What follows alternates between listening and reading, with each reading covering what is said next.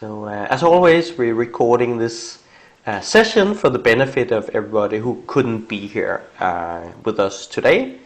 So welcome to this Educate for Life community session. We tried to have as many of these sessions as we can possibly cram into your or squeeze into your calendars. Right now it's about shoehorning in the events into your calendars. So I hope there's a nice balance here.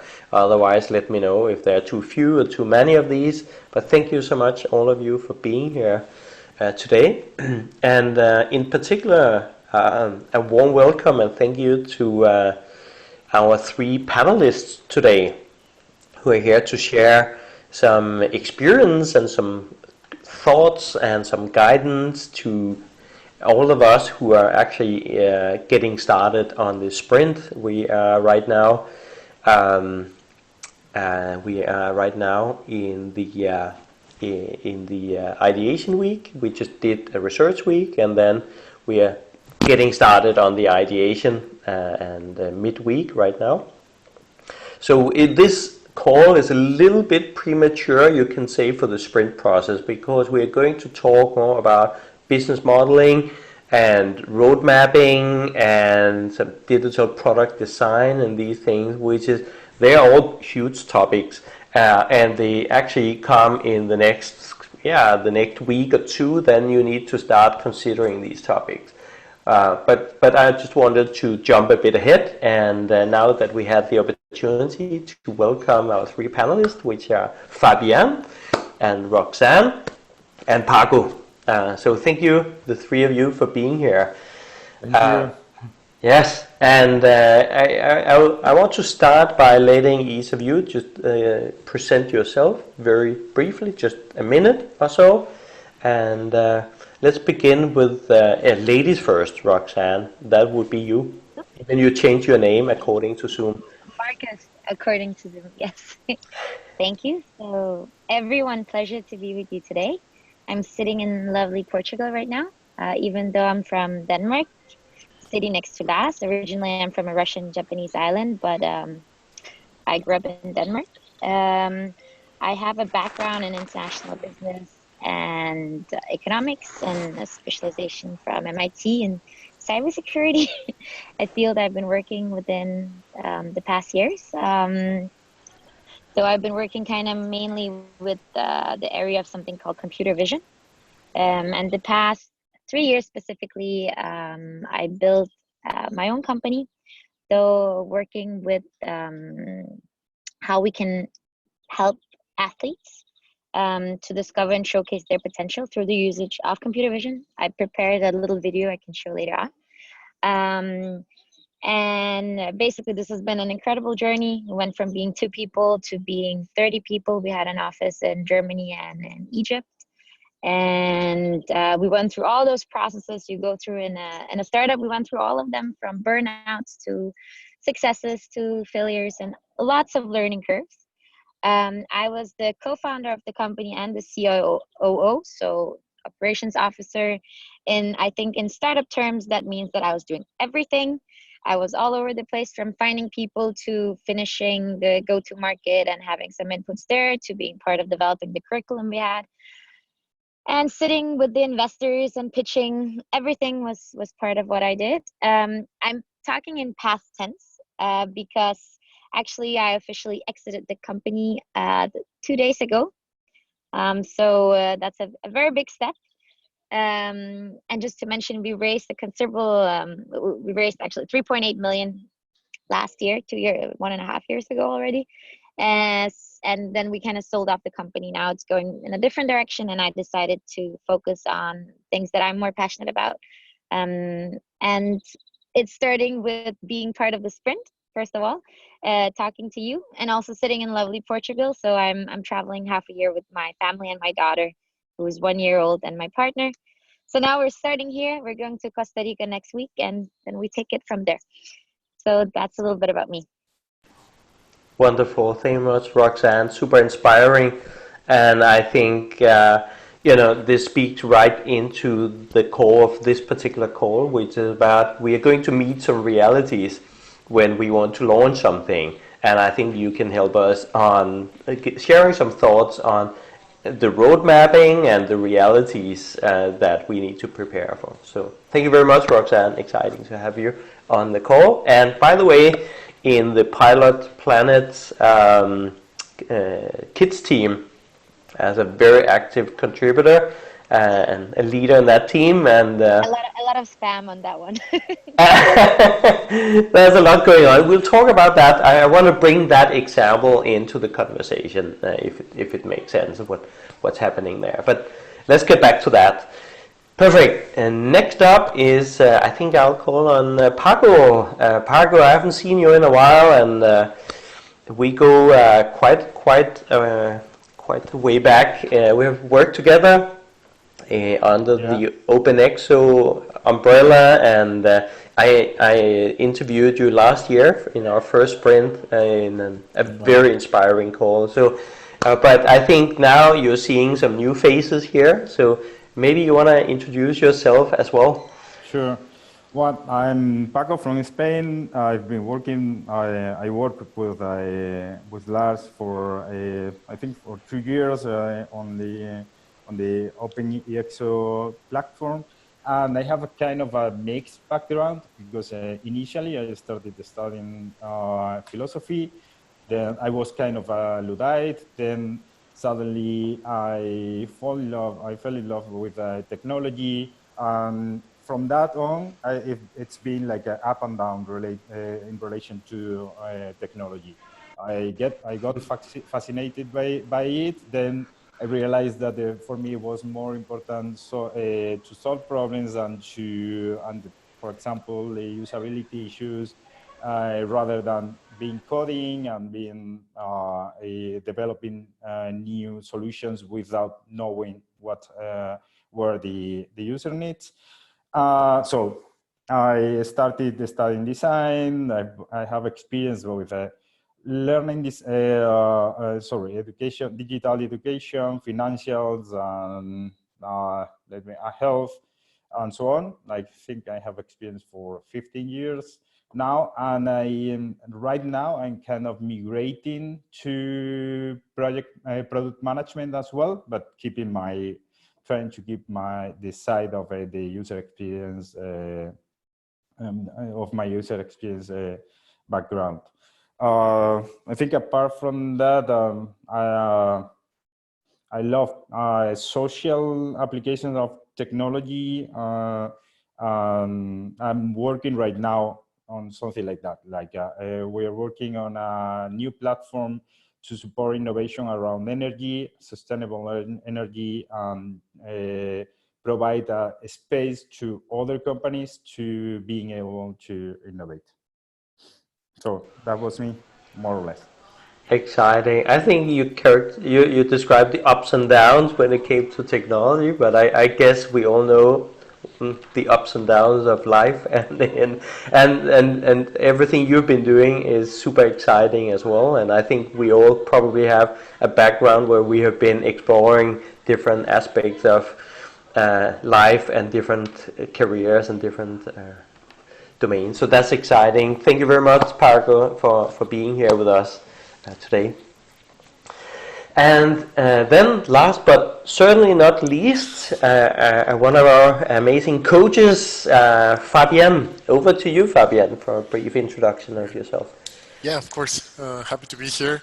I am Fabian from Mexico. I'm what you would call an innovation consultant. I would say more of like an innovation geek. My background is electronics engineering, so I started like at the beginning of my career, like really deep into software development. I did some software for jet engines in GE. At the time it was fun, but then I jumped to start doing some consulting. So I did consulting for General Electric, and then began following that path.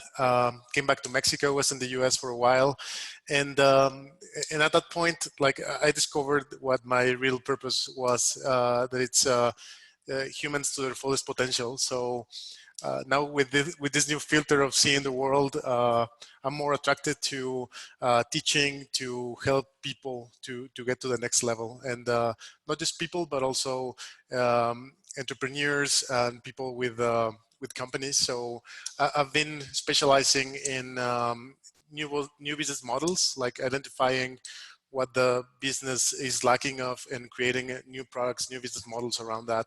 And the EXO methodology, well, it's perfect for that purpose. So that's like a couple of years back, and right now I'm also teaching the consultant certification for OpenExo, which has been fun, and looking forward to contribute more on the education side. Perfect. Thank you so much, Fabian. Amazing to have you as part of this.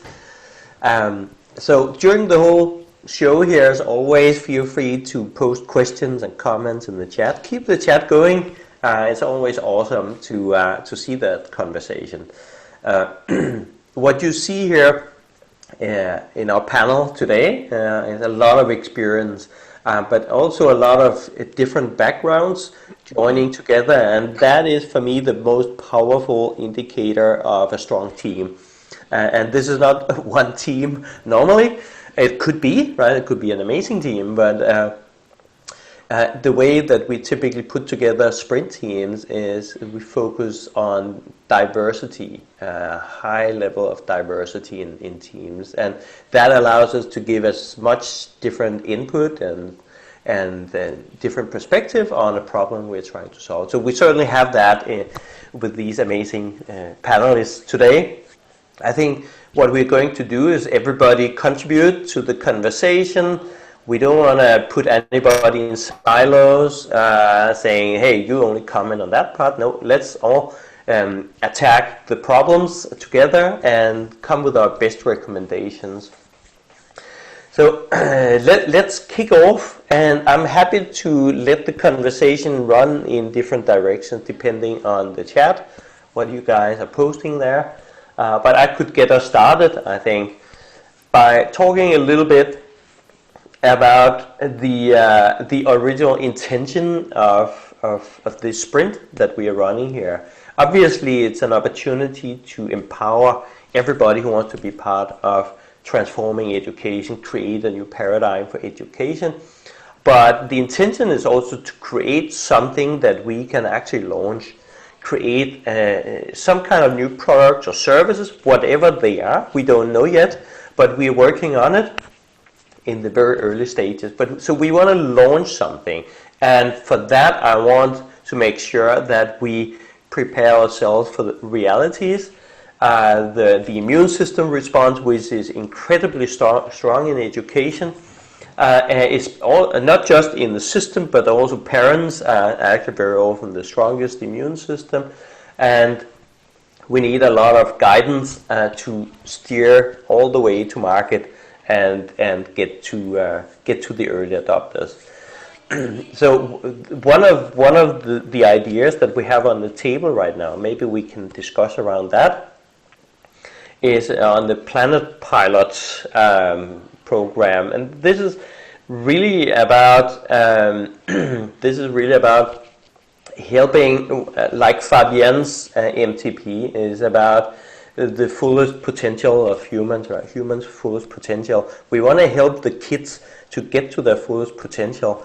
We want to empower them, give them the freedom, the autonomy to live their life, and not necessarily be locked into an educational schedule for many years to come.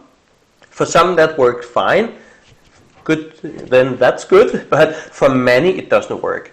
So if we can create something on the edge, in my opinion, that could be a new paradigm where this is now a new opportunity for everybody who are not fitting into a school system. But what I want to discuss first is we create something disruptive on the edge. But right now we are seeing, and we're actually looking at some funding opportunities right now for some of these initiatives. They're very exciting. They're a good match, but, and here comes the challenge that we can work on right now. These funding opportunities expect that the initiative that we are submitting for funding that they can work in the core of a school. So they are not being attacked by the immune system. They actually help the teachers, they help the kids, and that's fantastic. That's amazing. But it's very different from our edge kind of thinking and our disruptive approach. So we need to create a core version of our edge initiatives, and I hope at least I know some of you are following me, and maybe for some this is a bit EXO, but we want to make sure that the crazy ideas can actually be accepted by the schools, by the teachers, so they allow these services to be used. Now, how do we best manage this when it comes to the ideation, the business modeling at the very early stage? What do we need to be careful about here? What do we need to take into account?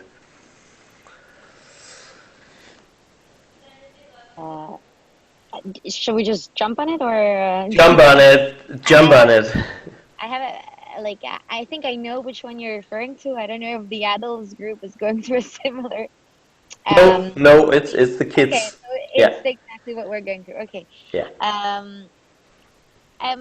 Well, so we're going through it, and this has been really part of our discussions. And I think what we did in some of our calls and was actually also to have like some sort of checklist, go through some things together to discuss within as a group. So one question, and this is also a question that we asked when we wanted to launch our product, was, are we ready? Usually you're never ready, right? There's usually everything can be improved many times. There's sometimes when you're absolutely not ready, even you cannot phrase anything, then maybe you should become ready. But this is still a question I think that's very important to discuss within the team. Also in order to actually clarify expectations, and I think that's one of the core questions you have to ask yourselves and your teammates is, what do we expect from going into this? Because the expectations, they can be very different, and the need for going into it can be very different from team member to team member. You can have different expectations, but I think it's important that you align at least on what you think is best as a team. Then there is a lot of steps, like product planning steps, you can call them, but you can do some market research if you like. That is ideally also what we're trying to do now, to plan a little bit, to define the definition of what we want to write. We don't know everything yet, but we know that the school can be our, it's also mentioned here in the chat that it can be our early adopters. It's our kind of test case scenario where we can do some user testing. And what we try to discuss is, okay, if we go forward with this crazy idea, whatever it is, which hypothesis do we want to test in that scenario? And that's something we're trying to figure out. Do we want to test if this is an interesting product? Do you want to test if it's the right customer? What is it that we're actually looking for? And I think that's something you can, I guess, apply in any product, because whatever launch you have, you'll have some hypotheses you want to test out, whether it's UX, A/B testing, whatever it is. But that's kind of what we, I guess, it's important, I think, that you write those down, and then you try to kind of test them when you do what you're doing. And then you, of course, compare the input, the feedback, and everything. For that, you also need to have some measurements in place, tools if you're using any. And I don't like, and then finally, of course, the capacity that it demands. This is something we also discussed in the team. Do we have the actual capacity? Because in our case, this is a really cool opportunity. We just don't want to lose face in terms of committing to something and then actually being unable to even deliver to what we wanted to do in any way. So I think that's very important. And then, of course, how we measure the success and failure within the team. Is it a success if the grant gets approved? Is that our only metric? Or is our metric maybe to establish like some sort of relationship that can explore other like potential opportunities that can come in the future, or whatever that might be? But so I think from just my perspective is that it's important that you go through these kind of points in order to align yourself as a team, in order to communicate and talk things through, especially when you're a newly established team and you actually don't know the people that well, which is our case right now, that we're just exploring each other. So it helped us at least to go through some of these points. These are just some thoughts from my side. And I know on that specific topic as well, what we agreed was also to be honest with the grant partner in terms of actually writing some sort of motivational letter from where we come from, to share our aspiration, to share, you know, what is the impact we would like this to have. Because I personally believe that you come far with honesty in this type, especially if you want to have a healthy relationship or sustainable relationship. So this is what we discussed a lot. Some thoughts from my side.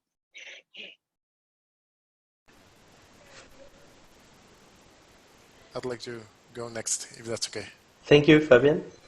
Yeah, so I was just, I definitely don't have the context, or I don't know what the project is, but maybe a question that we put in front is that if the funding is really needed, or if we could have different ways of making that, getting that funding. I'm asking this because I've seen in my experience, it is very dangerous to start working with a very edge idea and then making it core just to please the people who's putting the money. So that puts a very fine line there that maybe you cannot cross after some time. So putting that question into the table would be interesting. And if we decide to go that way, I would say, let's think of the design of the whole initiative. Let's break it down into different phases. Maybe phase one could be something more core that you can test in the school. As Curtis mentioned, making this your your user research lab, test the hypothesis there, and first build the basis, and then go to stage two, maybe later in the future, to go for the edge part. But yeah, I will take care of those kind of decisions at the beginning, because they can end up modifying your project a lot. Thank you. Over to you, Paco. Yeah, but I agree with both of them, with Roxanne and Fabian, but I only want to add a couple of things. I like the idea of slicing as much as possible the experiments you want to run and the goals you want to measure during the process of your product development. And I think it's she's right. You need to be very focused, or to have a very clear focus for each phase or each metric or indicator you're trying to validate, or each hypothesis you're trying to validate. That's important. Step each time, but as fast as possible, of course. But that, yeah, and John, I wouldn't be so worried about having capacity as far as you are experimenting and trying to understand also your market. So to me, if you're experimenting based on a control risk mindset, you could run some experiments thinking very ambitious from my point of view. Regarding to what Fabian said about the alignment you must have, or ideally you should have with the founding, with the investors. I think that's really important to think about motivations, if they are aligned, the impact you want to have, because otherwise, even if you start, this is my view, I don't know, and I have a bit of experience, recent experience based on that, on working on a startup, educational startup, and managing and dealing with different fund sources. And the problem with that is that you have to, if you start testing the ideas more related to the core side of your project, the risk is that you are going to lose energy along the way, and probably you will, if the thing is too small, you need to clearly focus on one of the solutions, and that once you start testing things, you start running on a spiral. So I think it needs to be very well thought before starting. A lot of great input here right off the bat. Thank you, all of you. I think there are many, many important points for all of us to consider. I like very much all the points about internal alignment in the team, and avoiding the loss of energy, which we have all, I'm sure, experienced. If we are working on the wrong thing, right? We try to, fit into actually something that turns out to be the wrong box, and it doesn't really motivate us. And that was really not why we decided to do this. So if somebody's pulling us in a certain direction, that is a big risk to losing motivation. So I really like that point as well. Also, Sanjay's point in the chat here, are we actually beginning with a solution without clearly defining the problem? There's a big risk of that, especially if we chase some money too early in the process, right? And the whole point of the sprint is to actually have a validated initiative that we can then pitch for funding. And by then we would then have a clearly defined problem, and then we can begin to look at the solution. So a lot of very important factors here. So, and I didn't share any context around the initiative that we just briefly talked about, Roxanne and me. I think it's not so important. What I want to focus on here are some of the general challenges that I think we all have, regardless of the initiatives that we decide to work on. So maybe it's a big red or yellow flag that if we get tempted to apply for some funding too early in the process, that could very well be. All right, I want to, but if we can explore just one more thing on the core side, and that could help us on the edge as well. So if we want to take an exponential initiative, something that applies EXO attributes, and we want to bring it into the schools, and I would be happy if we can help schools. Do you have any thoughts, any of you, of business models that could work, or business models that could not work, or components to business models, something to be aware of? Any thoughts of that?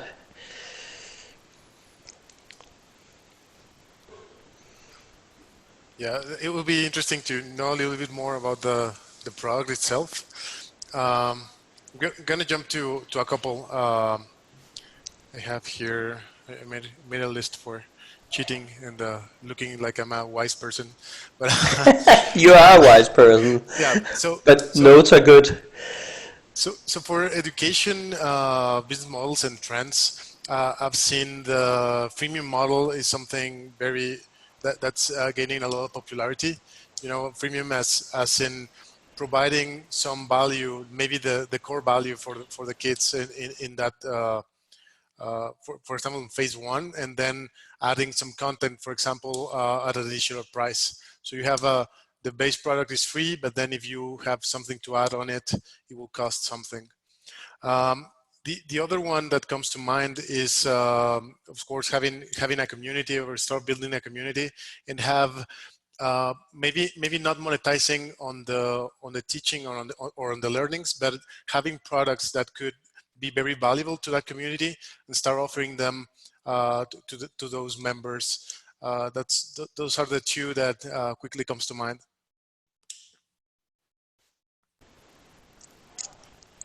Thank you very much, Fabian. Fabian, can you just speak to that last sentence one more time? Sorry, my puppy was crying and I couldn't hear you. No worries. Yeah, so thinking about scaling up and thinking about creating a community, which is something that we will want to do if we're designing for EXO. Having that user base makes it really attractive for other companies to sell their products. So you would filter products that are actually bringing some value to that core community of yours, and then making some profit around those sales. Right. So that's basically it. Okay. Yeah, exactly. Of course. Also, maybe to tap into what Fabian is saying, sometimes I think it's not always that that maybe the ones that you think are the customers are actually the customers, in sense of that when we developed our sports solution for the athletes, we were like, no, we don't want to charge the children. But here it was not at all about the children. So it was a freemium model, just like Fabian is saying, it was a freemium model for the kids. But actually the insights that we gathered out of that data and the opportunities we had to develop our algorithms internally made us able to sell a more sophisticated product to football agents. So it was in this case, so it's like sometimes the freemium model enables you to actually develop more interesting solutions that you can sell at a higher price and other revenue streams. So I think I definitely support Fabian, your idea. So sometimes you don't even expect it. You think one thing and then you actually realize that it opens the door into a completely different type of revenue stream and market. Exactly. Yeah.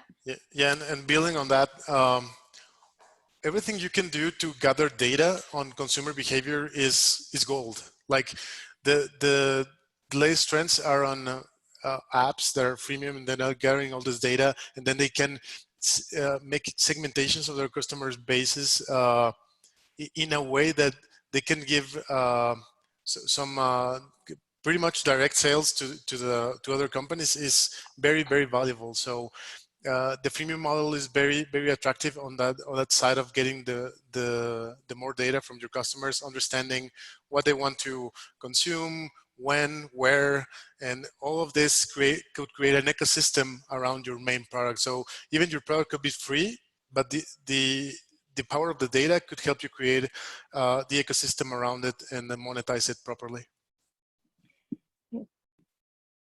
Pat, I just wanted to add one thing, because I saw that Curtis wrote risky to trust privacy. And that's definitely a really good point, because just our product, we were really, really impacted by the privacy legislations in Europe.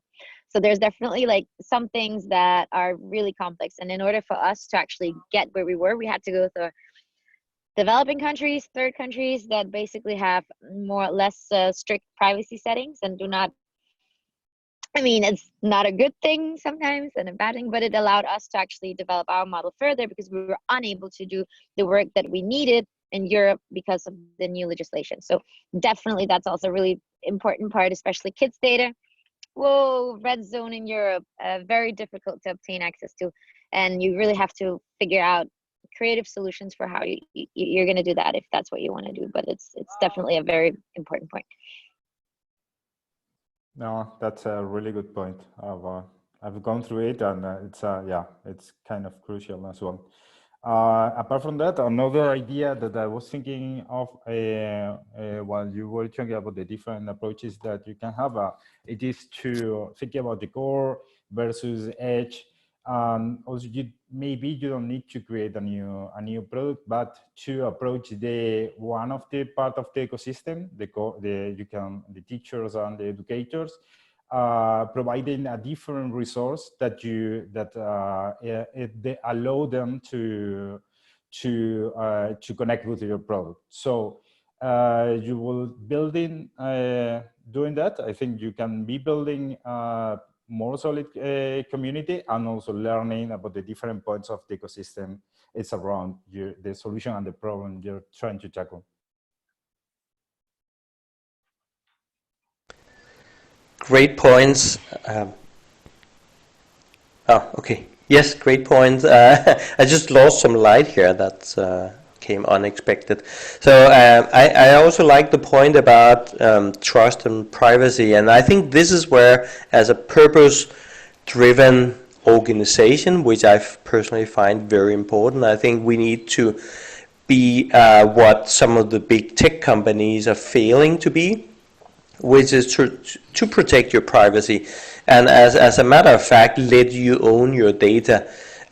we could still, I think, benefit a lot from a freemium plan that allows us data on what are people interested in learning, what are their user preferences and these things. We could learn a lot, but we would allow people to own their own data, their own knowledge and these things.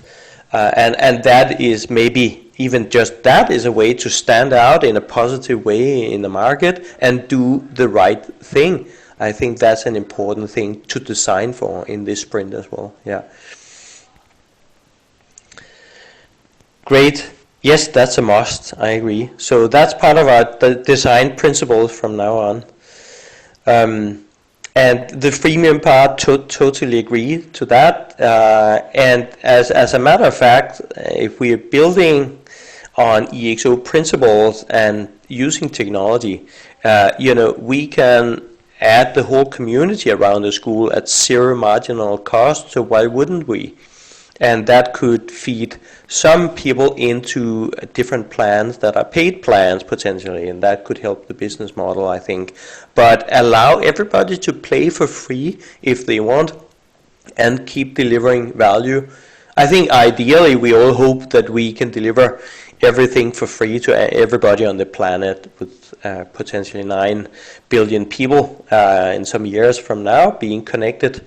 They all need educational offerings that they can access from anywhere, and we will be able to do that.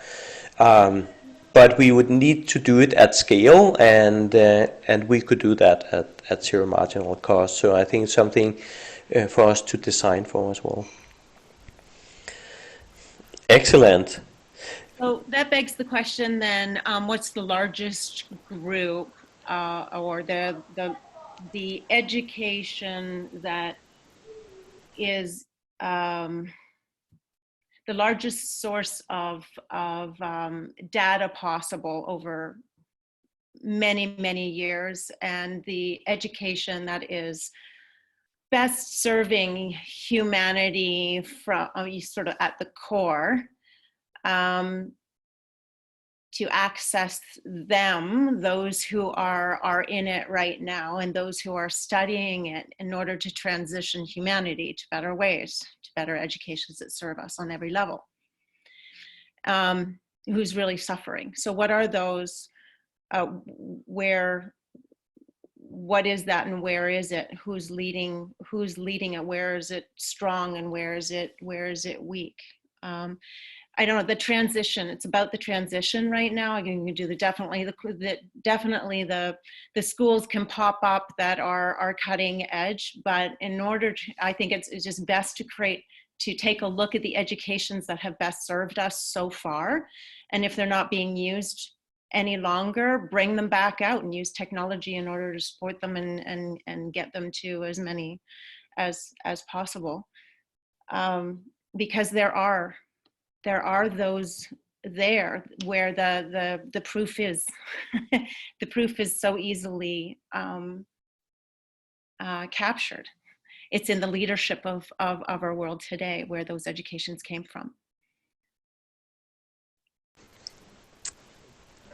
Lars, can I jump in? Please, Curtis. MB, I don't know if this is where you're going, but you reminded me of something, and this is something we were talking about in our team already. We ought to build on what's already working. Exactly. There are some really cool things that are out there. And so one of the things I said to my team was, look, guys, they mentioned, I'll put these in chat right here. They mentioned 2 projects they already thought were really doing good work, mission-based, trusted, etc., doing the right thing. So one is called Odom, and the other is Minerva. I said, guys, maybe you're tapping into an abundant resource that these 2 projects need. So sometimes we always assume we're the front end of the experience. I've got an app for that, or I have a platform. It's a hell of a lot of work to build a platform and build a community around it. If somebody else has already got the community and the platform, you may be smarter to support them. Exactly. Okay, you don't get all the credit, big deal. What are we about here? We're trying to make impact happen. So maybe you're the back end to somebody else. You're feeding them something they need. It's just that ecosystemic play. And that's what I'm encouraging my team to explore. Exactly. That's exactly it. And we come together to launch it. in an EXO way, because we are already those EXO thinkers and doers. Fully agree, Curtis. It's a great point. I was just about to say, actually, which I think supports what you said very well. Actually, schools are masters at community. They have massive communities. That's what they are. That's what they do. And to serve people through their individual education, I think we can serve those communities. So not think so much about the school itself, but the community. Because those are the people we want to help, right? Regardless of what we are trying to do in each team, but that's what we want to do. So the school community is an amazing opportunity to reach out at scale, and as you said, not be the probably necessarily the consumer app, but be something behind that actually allow everybody to grow, to learn, and to do what they want to do in their lives here. So you've got things like the Maria Montessori method, and you have the International Baccalaureate School. You've got there's so many of them, but those off the top of my head. Then we have like the music programs that build community, and it's easier to address all types of learners.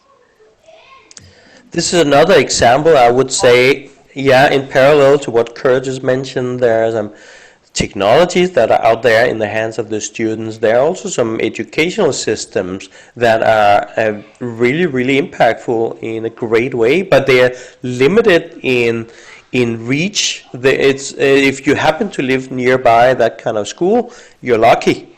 Most people do not. So can we scale this? Can maybe we help those school systems to achieve scale, or maybe it's something else we do at scale by applying EXO attributes, but again, working behind the scenes to make this happen. Another opportunity that I like. In the music world, we've been listening to the music teachers, to the heads of the school, like every level, and asking them what's going on for them and what it is that they need, and then we've been connecting the dots to help them better organize, find the funding, write the grants, better connect on social media platforms, to speak to how what kind of support systems that they need. So that is something that has been in the works for forever, but as a result of technology, been able to do it even better than ever. And we started with the Conn-Selmer Incorporated company, one of the oldest American-made instrument manufacturers. It has a huge education platform behind initiative, and I was a part of helping to develop that and create the educations and the programs and the connections that can bring everyone together and connect those dots. Curtis? Oh, sorry. Yeah, go ahead. Curtis? Thanks. Yeah, thanks, Lars. I think I want to share just this link with you guys, because I interviewed this fella a couple years ago. I was hanging out in the Agile community, right? A software developer, Agile, IT, all that stuff. I did that for decades, and Agile in schools came along, and I got the chance to interview this guy who kind of turned around a whole school district. So and this is picking up on what Lars said about the connection between the community and the school. And I think that's absolutely right, Lars, because that's the secret sauce this guy figured out. So he had a failing school in Indianapolis, Indiana. And I'll share this interview if you want to watch it. This guy's pretty neat. Yes. He had a failing school. He got to be the principal of it. And he basically said, look, nothing else can get worse, so let me go crazy here. And he started to reach out to what was around that community, which was agricultural companies. Okay, they make fertilizer, they make tools, they do, because this is an agricultural area, very, kind of not poverty, but somewhat depressed. So what he said was, that's the resource around this particular school. So he had those people partner with that school, and they built gardens, and they moved all curriculum out to the gardens. Biology is taught in the garden. Math is taught in the garden. And this guy just took a wild chance, and now he's a superhero in Indianapolis, and he's a climber. So we have to find people like Byron Ernest who take these chances and win, and then they have super credibility, and then you're attached to these guys. But it's those kind of things. And if we get a plug and play model, that's where interfaces and dashboards come in. Then we have something that any school district can sense the resources in the neighborhood, plug together those resources with the school, and magic starts to happen. Because we can't go to each district and design the right intervention, but somehow there has to be a plug and play model to make that bridge happen. But Lars, I think that's one of the really important tipping points you're talking about there, is connecting the school with their native assets, which is the community. Absolutely. That's what Canadian Brass has been doing since 1970. And they started a whole new way of engaging the communities and including them and creating the collaborations. And what I want to do is take what it is that they created and launch that at a large scale with those who are like with all of you here. Right. Yeah.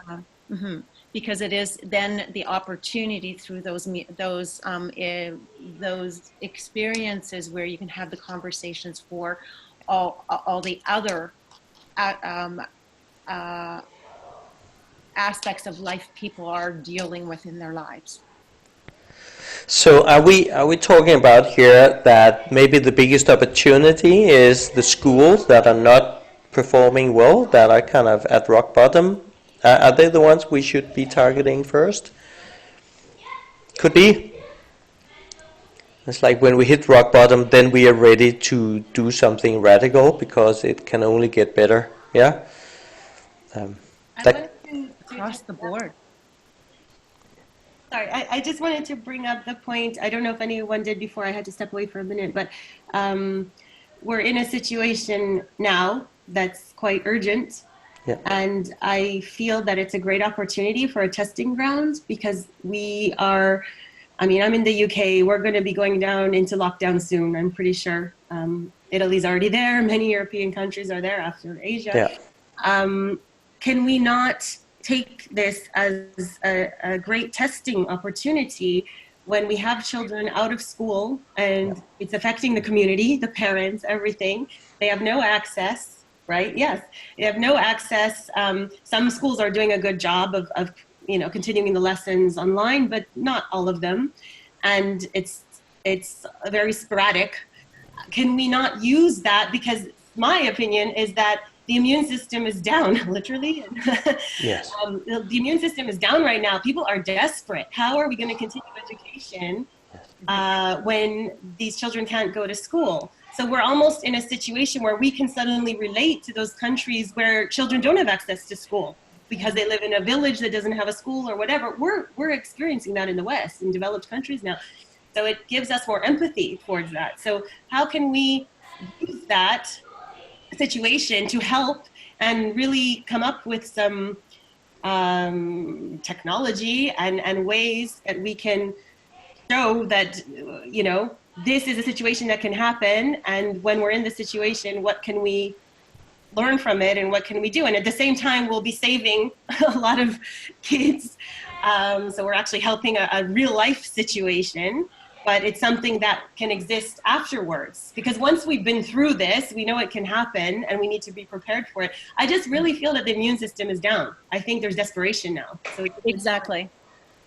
So in the music world, we have, there are several platforms where we're having these conversations for how we can continue, or how they as teachers can continue the education online. So what's surfacing are the people who have those educations online already, sharing with others freely so that they can then adapt it to their own communities. So that conversation, like I'm seeing now already, and I'm right in the middle of it to try to help connect some of those dots for them. So getting those into a like a resource center and organized where everyone can access and share freely, or in whatever way works for them, is absolutely necessary right now. And the call to action really is that. You're right on point.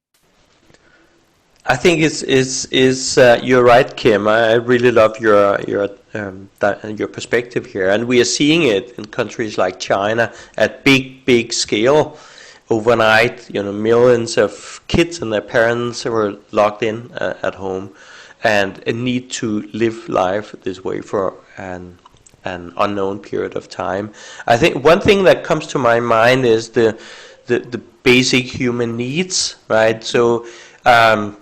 We can easily access online content on math and history and all that kind of stuff. We can catch up on that pretty easily. Probably in many cases better with technology than with human teachers. But what about the social aspects? When I talk to teachers, they kind of agree to this, but they said, but kids need to go to school to be social, to hang out and build friendships, and I agree to that. But we are not able to do that in a corona outbreak situation like this. And maybe in the future where you want your freedom and independence and not having to go to school, but get your social needs covered. So should we design for that in our exponential solutions for the social aspects? I'd like to hear from the panel. In the last 5 minutes here. I definitely think that. Actually, I don't just to like I think this whole coronavirus, all of this maybe is the best thing that possibly happened for a lot of people, because finally they can actually sit together as a family and get together again around the table, and actually work on those social aspects that you're mentioning, Lars, because going to school does not necessarily mean that you're social, and especially not today. I mean, majority kids, if they're bored and the teacher is boring, then they just sit on their phones and scroll around. And in the breaks, you see kids just sitting by themselves on the phones, unless you have a school that is actively participating in exploring, co-learning or how to communicate, how to negotiate, how to have empathy. Unless you have a school that does that, which very often is not the case, that's kind of majority schools don't do that, then you're not really social at a school. So I also think that we don't know what this virus is. Like, it's funny, we discussed it today because we were supposed to fly back in for bar mitzvah on Saturday, and it has been canceled because majority of the family that was supposed to come from Israel are not traveling because they cannot, they're not leaving because they have a quarantine and everything. And that instead we're making a football match, and we're doing some games and eating burgers and doing something like with the family. And I think it's interesting that we don't actually know what this will bring to us. And I just shared, like, I like this thing I found, like, that in crisis in Chinese, it's two characters, two kanji. The one means dangerous, the other one is opportunity, right? So we don't know yet what this dangerous opportunity might bring us. And I think when you look into also what we've discussed in our group is really, it's not so interesting to learn the mess, as we call it, the curriculum that is, the sciences and all of that, because that's kind of what you have available on the fingertips. But what you do not have available in any school system right now is how do you learn to be a great human? I mean, whatever that has to be defined, but how are you pleasant? How can you talk with people? How do you manage your finances, personal stuff? How do you, find about your strengths, your skills? That life is about learning, as we also discussed, this whole life learning aspect. So I think that is what's needed, and that's what we're discussing a lot. How can you do that? And it's just funny because I have a 1-year-old daughter, but I'm really noticing a massive trend happening right now with this homeschooling and making small community groups. And it's especially also viable now with the corona thing, that even in Denmark, I'm seeing, we have like small groups of 4 people, 5 people, where everybody brings a skill to the table for their kids. And that's how people gather. So it's an interesting trend. I know we're wrapping up, so I'll let the other guys talk. Yeah. Thanks. I'll go next. I think we're comparing this social part with what we lived. So we have to keep in mind that this is a new generation. They live social situations different than us, and then technology is there. So we maybe have to divide physical social and then social, because with technologies, virtual reality, for example, we can have some of that interaction, and we have to be open to that. So I would say definitely have this social aspect, but not closing ourselves to physical social. Maybe having communities around that, smaller communities, could help on that part. But I think the social aspect it is something that needs to be there for any educational project. Thank you, Fabian. Paco, any closing thoughts? I just add that it's not only the social part, but also the emotional part that it's going to be super challenging in the next decades. And it's a part of education. I think it's still not covered because the rest of it can be improved, but somehow it is boring. You can make it better. You can make easier the way you learn, but even adults and parents need to learn and to be more aware about their emotional response and how social aspects have an impact on them. So it's kind of a more bonding point as well, because if you gather both adults and children to work together on them from the different points of view, it can be I think it can be very rich and super interesting from my point of view. Super interesting indeed. And I think this is a great way to wrap up this very inspiring call. We started out scoping the call around business modeling and digital product design and these things. But as a matter of fact, we are landing on something which is way, way more impactful and more important to discuss, I think, in the sprint teams and for the initiatives, which is what can we do for the human beings, the people who are out there trying to learn, trying to get through their educational journeys. What is it we can best do for them? And we are landing on human skills, empathy, well-being, and 21st century skills that you're not really learning anywhere today. We are also being pushed into uncertainty by the corona and other situations that are hitting us very hard and very quickly. But I think, like Roxanne is pointing out very well, this is an opportunity to actually bring focus back on our human relations, learn with and from each other, be together, and all these things that we are missing, that we are suddenly, not suddenly, but we are losing many of these important elements in our lives because we are moving our lives online. So I think here there's a lot of input to the sprint teams to consider in this ideation week, where we need to focus on what is most important for the kids and the adults out there in their learning and in their educational part and in their lives. So with that, time has unfortunately come to wrap the call, but guys, you have been amazing. Paco, as always, Roxanne, as always, Fabian, as always, very inspiring. And the rest of you, thank you so much for your contributions and the discussions here. So I'm going to send out the recording and the chat notes here. There are some really, really interesting stuff to discuss in the sprint teams and in the community online. Looking forward to continue the conversations. Thank you all. Have a wonderful time and safe travels. Be safe and enjoy your time with families and friends. See you soon. Thank you. Take care. Bye. Bye, everybody. Bye. Thanks.